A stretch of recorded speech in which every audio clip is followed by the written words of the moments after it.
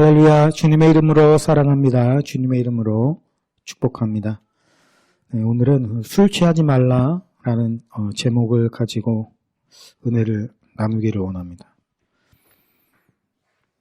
우리가 한국 기독교가 전통적으로 이 술이나 담배를 굉장히 금했거든요. 사실 뭐 여러 가지 거기에는 배경이 또 있고 술이나 어떤 그런 담배 또는 뭐 어떤 도박 이런 것들이 많이 좀 문제가 돼서 사실은 그렇게까지 원래 기독교적인 문화 안에서 술을 이렇게 절대적으로 금하거나 그런 게 없는데 우리나라는 특히 좀 거의 술 자체를 죄악시하는 그런 어떤 느낌의 어떤 문화가 굉장히 많이 좀 자리를 잡고 있는 편이에요. 그래서 우리가 사실 기독교인으로서 살아가는 데 있어서 이런 어떤 실질적인 문제, 물론 어떤 여러 가지 이론적인 또는 이런 원론적인 얘기도 중요하지만 실제 살아가는 어떤 삶에 있어서 그런 어떤 지침들, 이런 것들을 잘 세워놓는 것이 굉장히 또 중요한 사실 의미가 있거든요. 그래서 그런 의미에서 오늘은 술이라는 문제, 사실 우리가 술이라는 문제라고 생각할 수 있지만 이것이 꼭 술 문제뿐만이 아니다 하더라도 전체적으로 보면 다른 것으로도 얼마든지 또 적용이 가능한 부분이기 때문에 우리가 한번 또 생각해보고 또 그것에 대해서 돌아볼 필요성이 있다라고 또 생각이 되어져요. 조금 좀 극단적인 것이지만 술을 먹으면 안 되나? 술을 먹으면 절대 안 되는 건가? 그리스도인이라면 당연히 술을 끊어야 되는가? 이 문제에 대해서 우리가 먼저 결론부터 내린다고 하면 꼭 술을 아예 끊어야 되는 건 아닙니다. 우리가 따르는 것은 말씀이거든요. 물론 뭐 한국에 내려온 기독교의 전통이라든지 이런 것들도 사실 우리에게 유익이 되는 것이고 또 그만한 어떤 충분한 이유가 있기 때문에 생겨진 것이긴 합니다만 우리가 최종적으로 따라야 할 것은 어떤 전통이라든지 이런 것보다는 말씀이기 때문에 말씀을 보면 술을 절대 마셔서는 안 된다 이런 얘기는 없어요. 여기서 취하지 말라라는 말은 있지만 술을 마시지 말라는 또 없고 이 술 취하지 말라 여기에서 이렇게 보니까 취하다라는 그 표현이 나오는데 그 취하다라는 그 표현을 제가 사전에서 찾아보니까 사전에 이렇게 돼 있어요. 사람이 술이나 약 따위에 의해서 정신이 몽롱해지고 제대로 움직일 수가 없게 되다. 그러니까 이 취한다라는 표현이 그 약이나 또 술 기운에 의해서 정신이 거의 몽롱해지고 우리가 필름이 끊긴다라고 표현을 하죠. 블랙아웃이라고 하는데 아예 그냥 기억에서 사라져 버린다든지 또는 제대로 이제 몸을 가누지 못할 정도로 움직이지 못하게 되는 어떤 그런 상태를 취하다 이런 표현을 합니다. 말씀대로 그럼 직역을 한다고 하면 이 지경까지 가지 않는 상태에서 술을 즐기는 거는 괜찮은 겁니까? 네, 괜찮습니다. 그러니까 그건 맞아요. 성경이 그거 자체를 금하진 않습니다. 그리고 사실 이 술이라고 하는 것은 인류 역사의 어떤 시작과 더불어서 함께 내려오는 것이기도 하고 술이 어디서부터 시작되었는가 찾아보니까 이 과일 안에 어떤 당이 굉장히 많이 있기 때문에 이 과일은 인위적으로 어떻게 이렇게 조합을 한다든지 이런 게 필요가 없이 그냥 그 상태로 놔두면 그 안에서 발효작용이 일어나기 때문에 아마도 저절로 이게 이 과일의 어떤 저장하는 과정 안에서 이 알코올화가 진행이 되면서 저절로 이 술이라고 하는 것이 생겨났을 것이다 이렇게 봅니다. 그리고 성경을 봐도 우리가 노아의 홍수 이후에 이 노아가 농사를 지었는데 그 중에서도 포도 농사를 지었는데 그 포도 농사를 지은 후에 술에 대취를 하게 돼가지고 이제 좀 부끄러운 일이 벌어지는 것을 우리가 성경에서 볼 수 있는데 이것이 또 성경에서 나오는 가장 이제 뭐 첫 번째로 기록된 술에 대한 이야기이긴 합니다만 아마도 이미 홍수 심판 이전에 이런 어떤 술 문화는 아마 전반적으로 많이 퍼져 있었지 않을까 또 이렇게 생각을 해볼 수 있는 문제가 되고요. 신약 시대에도 보면은 예수님께서 이제 그 성만찬을 제정하시면서 제자들을 향해서 마지막 만찬 때 하실 때 이제 마셨던 음료가 뭐냐면은 포도주였거든요. 포도주였고, 그래서 실제로 초대교회 안에 이 성만찬 때 이제 포도주를 마실 때 우리가 뭐 지금은 이 굉장히 작은 잔에다가 이제 뭐 거의 뭐 맛만 보는 형식으로 이제 합니다만 그때는 뭐 이제 그런 게 없이 막 하다 보니까 이 술 문제로 인해서 또 초대교회 때는 여러 가지 문제들도 일어나곤 했다고 해요. 막 어떤 사람 막 많이 마셔가지고 막 난동을 부린다든가 뭐 이런 일이 벌어지기도 하고.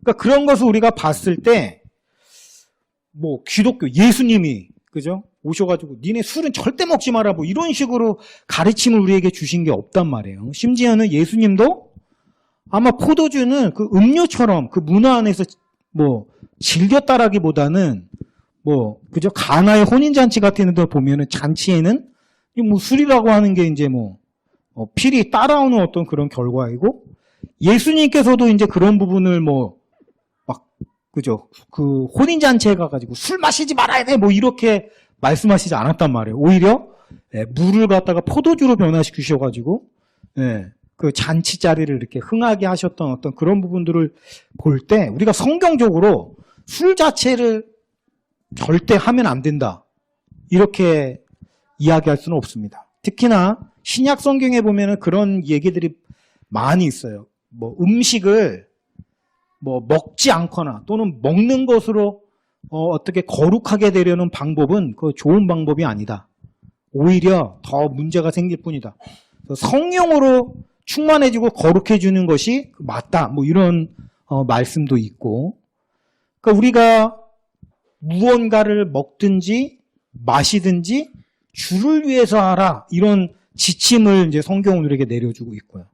그러니까 오히려 어떤 음식을 금하거나 그 음식에는 뭐 술도 포함될 수 있는 것이고 또 절대 해서는 안 된다. 이것은 오히려 하나의 올가미가 될 수 있고 또 어떻게 보면은 속박이 될 수가 있고 그러한 것은 어떤 경건의 유익이 되기보다는 오히려 해로울 뿐이다. 이런 지침이 성경의 지침이라고 할 수가 있어요. 뭐 그렇다라고 하면은 뭐 한국 기독교에서 한국 교회에서 술을 금한 것 자체가 나쁜 거냐? 꼭 그렇게 또 볼 수는 없어요. 우리가 뭐 이걸 그렇다 아니다라고 이야기하기가 참 쉽지 않은 것은 사실인데 오늘 우리가 생각해 볼 것은 이 술 취하지 말라라는 이 명제. 술이든 어떤 음식이든 무엇이든지 간에 우리가 어떤 자세로 대해야 하냐면 이것은 하나의 절제의 문제로 봐야 한다고 생각을 합니다. 그러니까 그 자체로서 악한 것은 아니라는 거죠. 근데 이것이 절제 안에서 이루어지지 않으면 이것은 문제가 심각해질 수 있다는 거예요. 근데 이거는 꼭 술에 대한 문제뿐만이 아니더라도 다른 여러 가지 부분에서도 적용될 수 있습니다. 그 자체로서는 나쁠 게 없는데 이게 절제라는 그 성령의 열매 안에 절제라는 게 있지 않습니까? 절제 안에서 이루어지지 않으면 아주 치명적으로 도구로 작용하게 되는 것이 얼마든지 있을 수 있다는 거예요. 예를 들면 운동이 나쁜가요? 운동은 굉장히 좋은 거거든요. 근데 이 운동도요, 뭐가 있냐면 그런 게 있거든요. 운동을 하게 되면 우리 안에서 몸이 굉장히 힘들어지잖아요. 그 몸이 힘들어질 때 이 몸 안에서 이 엔돌핀이라는 그 호르몬을 막 만들어서 낸단 말이에요. 그러니까 그때 그 엔돌핀에 의해서 기분이 굉장히 상쾌해지고 좋아진단 말입니다. 근데 여기에 중독이 될 수가 있어요. 엔돌핀이라는 게 뭐냐면 우리가 그 진통제로 맞는 몰핀이라는 거 있잖아요. 몰핀. 이 주사 맞는 이 몰핀을 맞으면 그 진통 효과가 있고 또 그것으로 인해서 굉장히 또는 기분이 좋아지든가 그러니까 이런 효과가 있어요. 그러니까 이 몰핀이라는 걸 계속 맞으면 어떻게 되겠습니까? 이거 중독이 되거든요. 근데 엔돌핀이라는 게 뭐냐면 우리 몸 안에서 만들어내는 몰핀이에요. N이라고 하는 그 접두사가 뭐냐면 무엇 안에 이런 뜻을 가지고 있는 접두사거든요. 돌핀, 그 몰핀 이런 뜻이거든요. 그러니까 몰핀이라는 걸 우리가 주사기를 통해서 외부에서 맞아주는 게 몰핀 주사라고 하면 엔돌핀은 우리 몸 안에서 스스로 만들어내는 몰핀이라고 보면 맞아요. 기분 좋게 만들어지고 진통을 억제해주고. 근데 우리가 뭐 이 안에서 자연스럽게 생겨나는 거니까 외부에서 주입하는 것보다 부작용이 뭐 적긴 하겠지만, 근데 여기에 또 중독이 되면 운동 중독이라는 게 될 수 있어요. 그러니까 이 취함의 문제는 꼭 비단 술 문제만이 아니라 모든 것에도 적용이 될 수 있는 것인데, 결국에는 취함은 곧 중독의 영역을 의미하는 거라고 볼 수가 있는 거예요. 그러니까 절제가 없이 계속 거기에 심취돼서 빠져들거나 그렇게 되면은 우리가 그거를 중독이라고 부르잖아요. 그러니까 우리가 이 술 취함의 문제는 꼭 술의 문제뿐만이 아니라 다른 모든 것, 운동, 뭐 게임 또는 스포츠, 뭐 바느질, 뭐 취미생활 모든 것에 적용이 가능한데, 이게 절제가 되지 않는 상태에서 내가 그거를 어떤 주도하지 않고 반대로 그거에 이끌리게 되는 삶을 살아가게 되면 여기에서 이제 문제가 시작이 되는 거라고 볼 수 있죠. 그거는 뭡니까? 우리가 자유인으로서 내 의지로 그것들을 즐기면서 가는 게 아니라 어떻게 돼요? 거기에 이끌려 다니는 것이 되고, 한마디로 거기에 뭐가 됩니까? 종이 되는 거고 노예가 되는 거거든요. 그래서 중독이 안 좋은 거죠. 그러니까 이 술 취한다라는 것이 안 좋은 이유. 취하는 건 우리가 아주 술에 대한 유명한 말이 있잖아요. 처음에는 술을 누가 먹어요?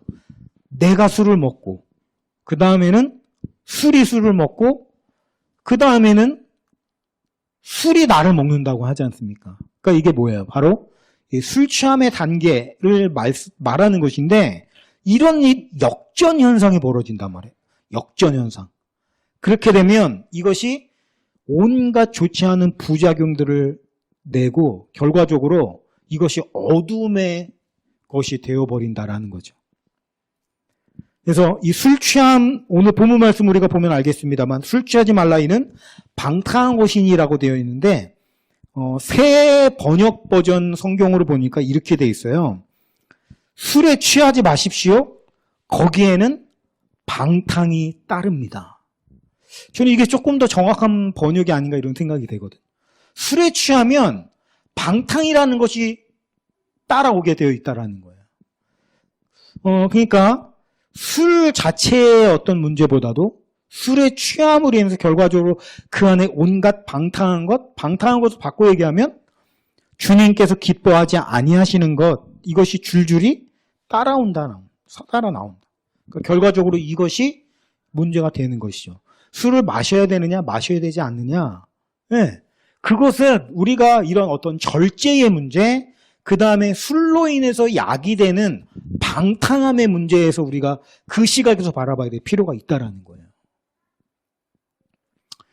제가 성경 말씀을 따른다고 미국에 있었을 때에, 디모데에게 쓰는 그 바울의 편지에 보면 그런 말씀이 있거든요. 포도주를 좀 이렇게 써가지고 그 위장의 그 건강을 좀 지켜라. 그래서 제가 그때 위염이 굉장히 안 좋아가지고 좀 성경 말씀대로 포도주도 좀 사가지고 이렇게 가끔씩 와인도 이렇게 좀 마셔보고 미국에서 그랬었던 기억이 있는데, 그러니까 성경에 보면은 포도주도 조금 마셔라.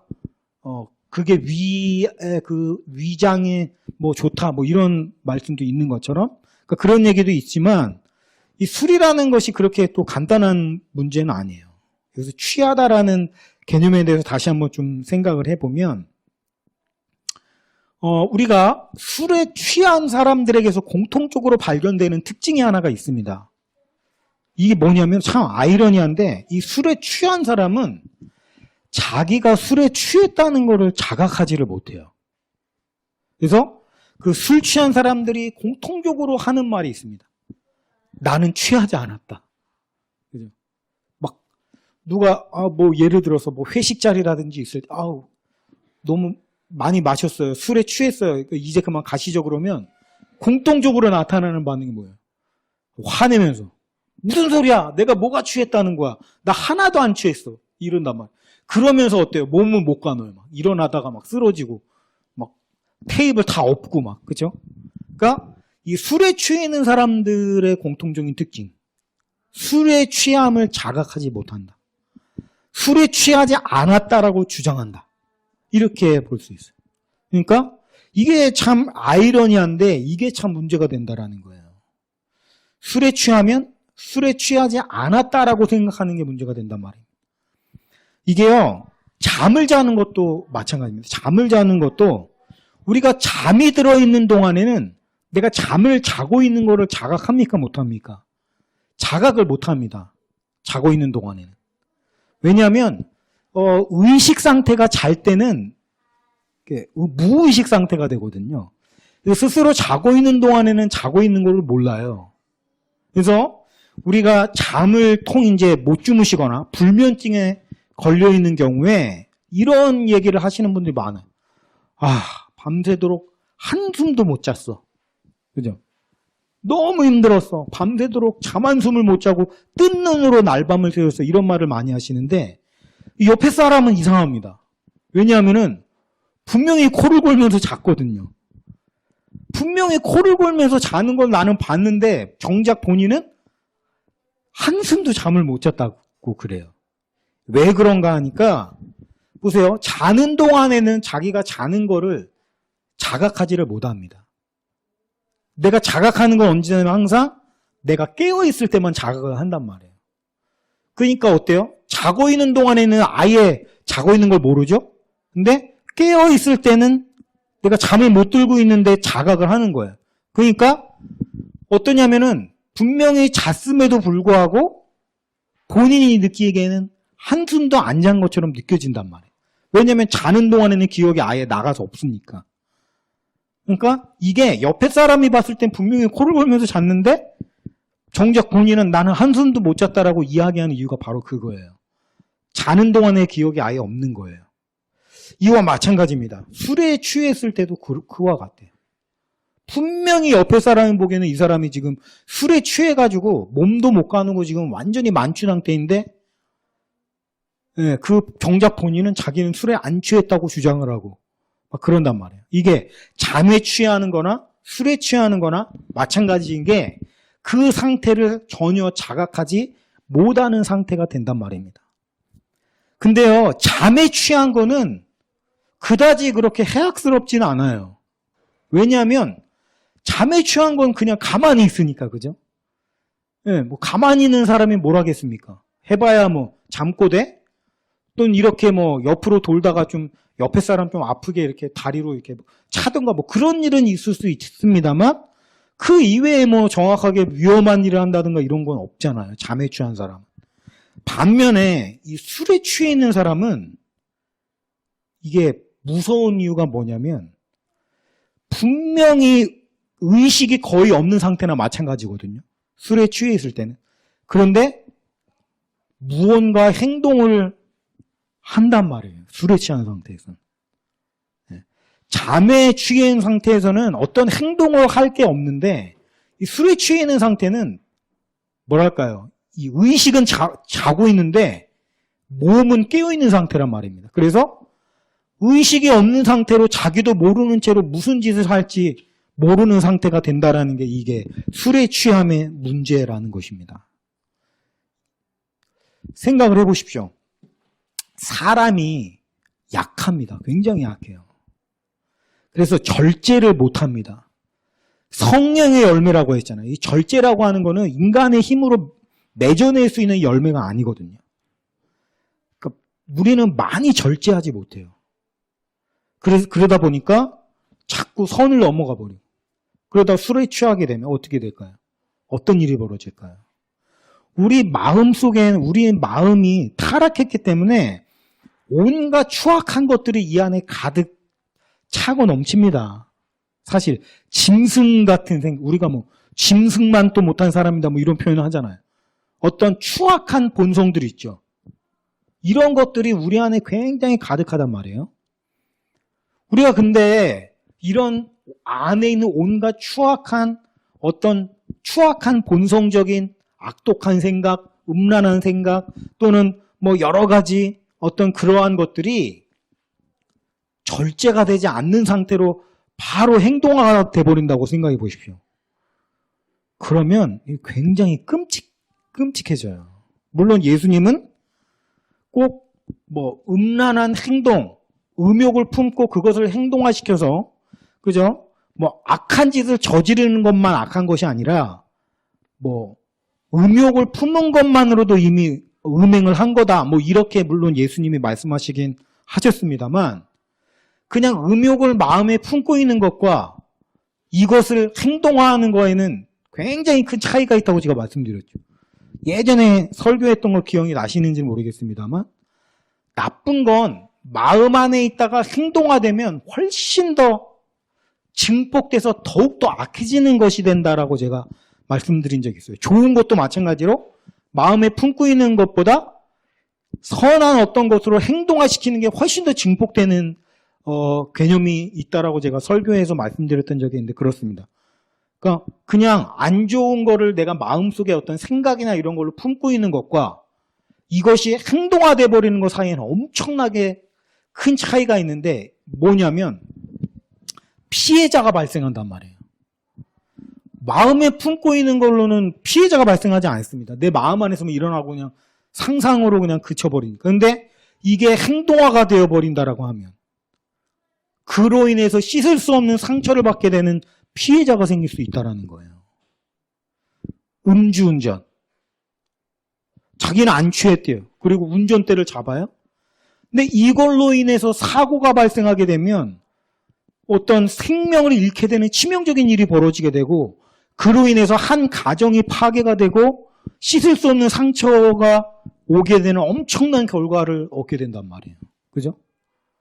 내가 어떤 길거리에 가는 어떤 여성을 보고 뭐 음욕을 품게 됐어요.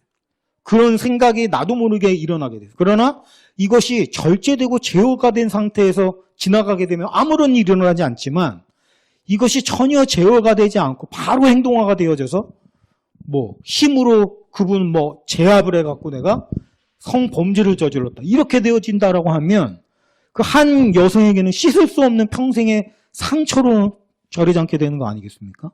엄청난 차이가 난단 말입니다. 그런데 이 술에 취하는 게 무서운 이유가 바로 그거예요. 우리가 평상시에 품고 있는 악한 본성, 추악한 어떤 본능 이런 것들을 절제하게끔 해주고 이성으로 막아주게끔 해주는 어떤 제동장치가 우리 안에 있거든요. 양심이라는. 그죠? 하나님께서 우리에게 주신 양심이라는. 그러니까 우리 안에 사실 악독하고 추악한 본성적인 것들이 많이 있는데 이런 것들이 행동화로 나타나지 않게끔 제어해주고 걸러주는 게 이성이고 양심이란 말입니다.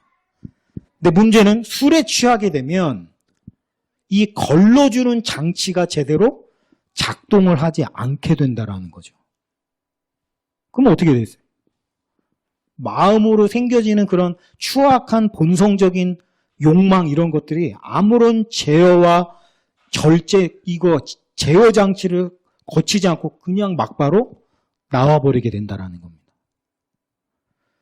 그러니까 우리가 소위 뭐 뉴스나 기사로 접했을 때 사람이 어떻게 이런 짓을 할 수가 있지? 라는 어떤 그런 일들이 벌어지는 이유가 뭐냐면 바로 이런 제어 장치. 제어 장치가 망가지거나 작동하지 않거나 그래서 그런 일이 벌어지는 거죠. 소위 어떤 범죄, 악행, 어떤 끔찍한 범죄의 행위들이 일어나는 일에는 이런 제어 장치 자체가 아예 망가져 있거나 우리가 이런 걸 뭐 소시오패스 또는 뭐 사이코패스라고 하는 거 아니겠어요? 아예 그 제어 장치가 망가졌거나 아니면 제어 장치가 있는데 제대로 발동을 하지 않거나 왜요? 술에 취해가지고 제어 장치가 아예 발동을 하지 않아서 그냥 행동화가 되어버려요. 그래서 그런 범죄 중에 수많은 어떤 그런 이유가 음주가 돼버리잖아요. 술 때문에 일어나는 사회적인 어떤 여러 가지 뭐 성범죄 이런 것들이 얼마나 많이 있습니까? 이렇게 되어버린단 말이에요. 내가 아무리 뭐 사회적 지위가 뭐 인품이 훌륭하고 이런 게 상관이 없어요. 술에 취하게 되면 그냥 악한 추악한 본성적인 본능이 그냥 제어 없이 그냥 막 나가게 된단 말이에요. 이걸로 인해서 심각한 문제가 생기게 되는 거예요. 나 혼자 술 취해가지고 뭐 자빠져서 다치거나 이런 거는 뭐 자기만 다치는 거니까 상관이 없는데 그걸로 인해서 누군가에게 씻을 수 없는 상처를 주게 되고 살인, 그죠? 뭐 성범죄 이런 여러 가지 해악을 사회에 끼치게 되면서 결과적으로 돌이킬 수 없는 문제들이 막 일어나게 된단 말입니다. 그리고 우리나라의 독특한 문화 중에 하나가 이게 잘못된 게 뭐냐면 술 문화에 관대한 그런 문화가 있단 말이에요. 음주 문화에 대해서 굉장히 관대. 특히 법을 집행하는 데 있어서 그런 게 너무 심하잖아요, 우리나라. 술 먹었다 그러면 뭐 양형이 돼버리고 술 취해 뭐 주치 상태였기 때문에 어쩌고 저쩌고 하면서 뭐 이 범죄는 굉장히 뭐 악하다. 그치만 뭐 이러면서 그죠. 하지만 술에 취해서 심신미약 상태였기 때문에 뭐 양형 뭐 어쩌고 저쩌고 이런 거 얼마나 심합니까? 그러니까 오히려 이게 어떻게 되면 이제는 역전 현상이 벌어져 가지고요. 술에 안 취했는데 술에 취했었다라고 주장을 하기 시작을 하잖아요. 그러니까 보세요. 원래 술에 취하게 되면 그 제어 장치가 작동을 안 해서 부끄러운 짓들을 거리낌 없이 행하는 이런 어떤 상황으로 흘러가다가 이제는 이게 역전이 돼서 어떻게 되냐면 핑계거리가 되는 거예요. 그런 몹쓸 짓거리들을 행해놓고서는 술에 취해서 그랬다라고 핑계를 대버린다. 이게 거꾸로 뒤집어지는 거죠. 이런 현상까지 막 일어나고 있고 그거를 법적으로 우리가 제대로 해결을 해주느냐? 제대로 해결을 안 해줘요. 그러니까 그런 파렴치한 범죄들이 계속해서 일어나고 있고 그로 인해서 우리들은 어때요? 그런 사건을 접할 때마다 공분을 하게 되는 거죠. 지금 그런 상황이 있다는 말입니다. 그러니까 뭐 우리나라뿐만이 아니라 다른 나라에도 이런 술 때문에 문제들이 많이 있게 하겠습니다만 우리나라는 특히나 더 이런 술에 관대한 문화 이런 게 좀 심하다 보니까 더 그런 문제들이 있게 되고 그로 인한 피해자는 결국에는 사회적인 약자, 뭐 여성, 뭐 이렇게 될 수밖에 없는 거 아니에요. 힘으로 남자가 이렇게 하게 되면 여자들이 어떻게 보면 약자의 입장에 처할 수밖에 없게 되는 거 아니겠습니까? 노약자. 그러니까 이렇게 되는 경우가 비일비재하기 때문에 문제라는 거죠. 그러니까 술 자체가 뭐 나쁜 건 아닙니다. 근데 그로 인해서 뭐예요? 방탕함이 저절로 따라오게 되어 있다는 것입니다. 자, 그러면은 내가 절제를 해가지고 술에 취하는 상태까지 가지 않고 절제를 해가며 즐기면 되는 거 아닙니까? 됩니다. 돼요. 근데 첫 번째로 그날의 컨디션이나 기분 상태나 감정 상태에 따라서 술에 취하는 정도가 갭이 엄청나게 커요. 그죠? 기분이 안 좋은 날, 정말 감정이 안 좋고 우울하고 안 좋은 날에는 정말 빨리 취합니다. 그러니까 이거를 자기가 절대적으로 기준을 세울 수가 없다는 말이에요. 그리고 또 문제는 그만큼 우리가 술을 즐기기는 하되 아주 취하는 상태까지 가지 않는 좋은 선에서 즐길 수 있을 정도의 절제 능력이 우리에게 없어요. 사실 사람의 의지력이라고 하는 게 그렇게 강하지 못합니다. 내가 마음만 먹으면 그렇게 할 수 있어 라고 사람들은 주장을 합니다. 근데 그 말이 어떤 의미에서는 맞아요. 마음만 먹으면 그렇게 할 수 있어요. 근데 문제는 그 마음을 먹질 않습니다. 그러니까 뭐냐면 이게 참 교묘한 건데 내 스스로 그냥 취하는 길로 가버린다는 얘기예요. 그 유혹에. 아, 나는 스스로 절제하지를 못했어가 아니라 절제를 안 해요. 다른 것도 다 마찬가지입니다. 어떤 중독? 뭐 게임 중독? 마음만 먹으면 끊을 수 있어. 끊을 수 있어요. 안 끊어요, 근데. 그게 중독이에요. 아, 난 마음만 먹으면 끊을 수 있으니까 중독이 아니야. 이렇게 생각할 수 있는데 그게 아닙니다. 마음만 먹으면 끊을 수 있는데 마음을 안 먹고 안 끊어요. 근데 그게 중독이에요. 그러니까 결과적으로 왜 한국 교회가 애당초부터 그렇게 술을 아예 입에도 대지 못하는 어떤 전통을 만들었는가 하면 적당히 즐기면서 나쁜 상황으로 가지 않는 선상에서 즐길 수 있을 정도의 정신 상태가 되지를 못해요, 우리가. 그러니까 그렇게 애당초부터 들이지 않게끔. 지옥으로 향하는 문이 그렇다고 하거든요. 지옥으로 향하는 문은 아주 완만한 내리막이어가지고 이게 지옥으로 향하는 건지 잘 몰라요, 우리는. 근데 그 길을 따라가다 보면 그 지옥으로 향하는 길은 넓고, 그죠? 편하다고 했잖아요? 이 지옥으로 가는 길을 따라가다 보면 그 끝에는 뭐가 있어요? 자연스럽게. 네, 지옥으로 들어가는 문이 있는 것과 마찬가지로 이건 그래요. 아, 나는 적당히 즐기면서 죄는 저지르지 않고 잘 살아야지. 그게 안 된단 말이에요. 그 문으로, 그 길로 들어가면 일단 거기로 가게 되어 있다라는 거예요. 그러니까 어떻게 보면 우리가 조심해서 가장 좋은 건 안 하는 게 가장 좋아요. 근데 또 한 가지 문제가 우리 교회 안에서 그거를 너무 죄악시한 나머지 좀 뭐랄까요. 술을 어떻게 보면 즐기는 사람에 대한 어떤 편견이라든지 선입견 같은 거를 굉장히 씌워서 오히려 그런 사람들을 갖다가 아주 교회 밖으로 밀어나게 만들어버리는 거는 저는 또 아주 좋지 않은 거라고 생각을 하거든요. 술 마시면은 천국에 못 가는 거 아니거든요. 술 마시면 교회 못 오는 거 아니거든요. 네. 술을 마셔도 교회를 오는 게 좋아요. 교회를 와야 돼요, 술을 마셔도. 그 얘기는 무슨 얘기냐면 교회가 그런 분들을 포용할 수 있어야 된다는 얘기입니다. 네. 그리고 물론 권면을 할 수는 있겠죠. 네. 이런 여러 가지 이유로 인해서 하지 않는 게 좋습니다. 그러나 그거를 계속 압박을 해가지고 그거를 죄책감을 심어줘가지고 나는 교회를 못 다녀서 아우 술은 못 끊으니까 난 교회를 못 가능해서 교회를 끊어버리게 만들거나 그렇게 해서는 안 된단 말이에요. 잊지 말아야 돼요. 술 마시는 것 자체는 죄 아닙니다. 품어줘야 돼요. 단 어떻게 돼요? 성령에 충만할 수 있게끔 우리가 서로 도울 수 있어야 되겠죠. 우리가 5장 9절에 보니까 빛의 열매는 모든 착함과 의로움과 진실함이 있느니라. 근데 그 다음에 뭐 10절에 주를 기쁘시게 할 것이 무엇인가 시험하여 보라. 11절 너희는 열매 없는 어둠의 일에 참여하지 말고. 자, 술 마시는 거에 어떤 좋은 열매가 있을 수 있나요? 술 마시는 것 자체 안에는 좋은 열매가 있을 수 있는 게 요만큼도 없어요. 어둠의 열매밖에는 맺을 게 없습니다. 술 자체가 그래요.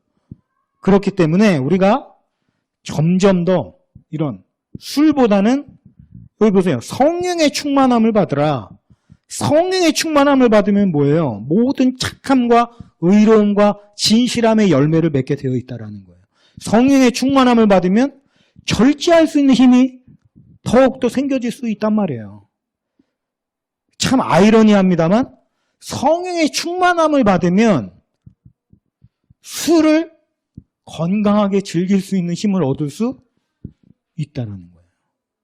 그러니까 우리가 오히려 반대로 성령의 충만함을 받아야 된단 말입니다. 그래야만 우리가 절제하면서 모든 것을 즐길 수 있어요. 지나치게 중독되지 아니하고 그것을 하나님이 주신 좋은 것들을 내가 적당한 선상에서 누릴 수 있기 위해서는 성령의 충만함을 받아야 된다는 거예요. 누구나 다 마찬가지입니다. 이게 굉장히 실질적으로 중요한 거예요. 그래서 우리가 항상 성령의 충만함을 힘써야 돼요. 그래야 우리가 즐길 수 있어요. 즐기지 못하면 무조건 실패입니다. 거기에 끌려다니는 순간 이미 나는 노예예요. 그러니까 이가 우리가 참 중요한 문제죠. 오로지 성령의 충만함을 받으라. 그래서 하나님이 말씀하시는 게 뭡니까? 성령을 좀 구해라, 성령을. 성령을 구해라. 성령을 구하는 이에게 아버지께서 성령을 선물로 주시지 않겠느냐?